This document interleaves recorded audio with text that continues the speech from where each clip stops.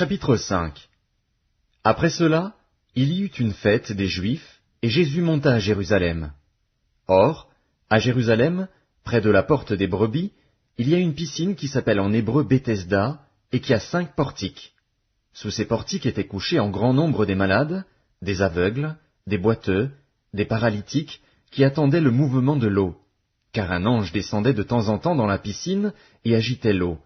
Et celui qui y descendait le premier, après que l'eau avait été agitée, était guéri, quelle que fût sa maladie. Là se trouvait un homme malade depuis 38 ans. Jésus, l'ayant vu coucher, et sachant qu'il était malade depuis longtemps, lui dit, « Veux-tu être guéri ?» Le malade lui répondit, « Seigneur, je n'ai personne pour me jeter dans la piscine quand l'eau est agitée, et, pendant que j'y vais, un autre descend avant moi. »« Lève-toi, » lui dit Jésus, « prends ton lit, et marche. » Aussitôt cet homme fut guéri. Il prit son lit, et marcha. C'était un jour de sabbat. Les Juifs dirent donc à celui qui avait été guéri, « C'est le sabbat, il ne t'est pas permis d'emporter ton lit. » Il leur répondit, « Celui qui m'a guéri m'a dit, « Prends ton lit, et marche. » Ils lui demandèrent, « Qui est l'homme qui t'a dit, « Prends ton lit, et marche » ?» Mais celui qui avait été guéri ne savait pas qui c'était, car Jésus avait disparu de la foule qui était en ce lieu. Depuis, Jésus le trouva dans le temple, et lui dit, « Voici, tu as été guéri, ne pêche plus, de peur qu'il ne t'arrive quelque chose de pire. » Cet homme s'en alla, et annonça aux Juifs que c'était Jésus qui l'avait guéri. C'est pourquoi les Juifs poursuivaient Jésus, parce qu'il faisait ces choses le jour du sabbat. Mais Jésus leur répondit, « Mon Père agit jusqu'à présent, moi aussi, j'agis. » À cause de cela, les Juifs cherchaient encore plus à le faire mourir, non seulement parce qu'il violait le sabbat, mais parce qu'il appelait Dieu son propre Père, se faisant lui-même égal à Dieu. Jésus reprit donc la parole et leur dit, « en vérité, je vous le dis, le Fils ne peut rien faire de lui-même, il ne fait que ce qu'il voit faire au Père, et tout ce que le Père fait, le Fils aussi le fait pareillement. Car le Père aime le Fils, et lui montre tout ce qu'il fait, et il lui montrera des œuvres plus grandes que celles-ci, afin que vous soyez dans l'étonnement. Car, comme le Père ressuscite les morts et donne la vie, ainsi le Fils donne la vie à qui il veut.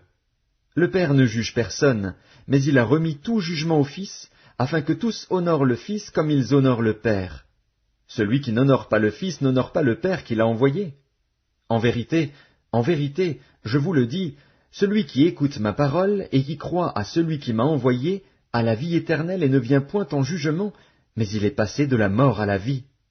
En vérité, je vous le dis, l'heure vient, et elle est déjà venue, où les morts entendront la voix du Fils de Dieu, et ceux qui l'auront entendu vivront. Car, comme le Père a la vie en lui-même, ainsi il a donné au Fils d'avoir la vie en lui-même. Et il lui a donné le pouvoir de juger, parce qu'il est Fils de l'homme. Ne vous étonnez pas de cela, car l'heure vient où tous ceux qui sont dans les sépulcres entendront sa voix et en sortiront. Ceux qui auront fait le bien ressusciteront pour la vie, mais ceux qui auront fait le mal ressusciteront pour le jugement. Je ne puis rien faire de moi-même. Selon que j'entends, je juge, et mon jugement est juste, parce que je ne cherche pas ma volonté, mais la volonté de celui qui m'a envoyé. Si c'est moi qui rends témoignage de moi-même, mon témoignage n'est pas vrai. Il y en a un autre qui rend témoignage de moi, et je sais que le témoignage qu'il rend de moi est vrai. Vous avez envoyé vers Jean, et il a rendu témoignage à la vérité. Pour moi, ce n'est pas d'un homme que je reçois le témoignage, mais je dis ceci, afin que vous soyez sauvés. Jean était la lampe qui brûle et qui luit, et vous avez voulu vous réjouir 1 heure à sa lumière. Moi, j'ai un témoignage plus grand que celui de Jean, car les œuvres que le Père m'a donné d'accomplir, ces œuvres mêmes que je fais, témoignent de moi que c'est le Père qui m'a envoyé. Et le Père qui m'a envoyé a rendu lui-même témoignage de moi. Vous n'avez jamais entendu sa voix, vous n'avez point vu sa face, et sa parole ne demeure point en vous, parce que vous ne croyez pas à celui qui l'a envoyé. Vous sondez les Écritures, parce que vous pensez avoir en elles la vie éternelle. Ce sont elles qui rendent témoignage de moi. Et vous ne voulez pas venir à moi pour avoir la vie. Je ne tire pas ma gloire des hommes. Mais je sais que vous n'avez point en vous l'amour de Dieu. Je suis venu au nom de mon Père, et vous ne me recevez pas. Si un autre vient en son propre nom, vous le recevrez. Comment pouvez-vous croire, vous qui tirez votre gloire les uns des autres, et qui ne cherchez point la gloire qui vient de Dieu seul?